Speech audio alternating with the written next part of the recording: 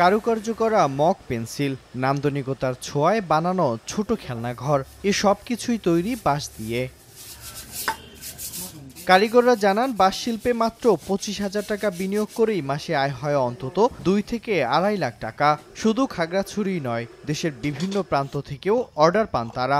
দক্ষ হাতে বাঁশের পণ্য তৈরির কাজটি করে আসছেন বাপদাদার পেশাকে বাঁচিয়ে রাখতে। কাজ শিখতে শিখতে আমি এখন একটা মিস্ত্রি হয়ে গেছি এবং আমি যে মাইনে পাই এই মাইনে দিয়ে আমি চলে আবার এবং আমার পরিবারকে চালাই। এখানে আমি চাকরি করার পর থেকে আমার ওই টানাপড়াটা থাকে না। আমাদের এই অঞ্চলের বাঁশটাকে কাজে লাগিয়ে এত সুন্দর হস্তশিল্প তৈরি করতেছেন, যা আসলে খুবই মনোমুগ্ধকর, খুবই ভালো লাগার একটা বিষয়। সরকারি পৃষ্ঠপোষকতা পেলে এই শিল্পকে সম্প্রসারণ করা সম্ভব বলে মনে করেন উদ্যোক্তারা। প্রতি মাসে 3 থেকে 4 লাখ টাকার সেল আসতেছে। অদূর ভবিষ্যতে আরো একটু প্রসার করার চিন্তা ভাবনা আছে এবং পাশাপাশি যদি প্রশাসনের হস্তক্ষেপ পাই তাহলে আরো আমার জন্য সুবিধা হবে পথ চলার। নতুন উদ্যোক্তাদের প্রশিক্ষণ সহ সব ধরনের সহযোগিতার আশ্বাস বিসি কর্তৃপক্ষের।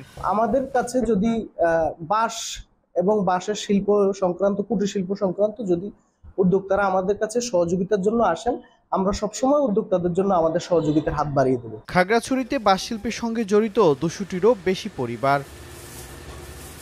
সময় সংবাদ, খাগড়াছড়ি।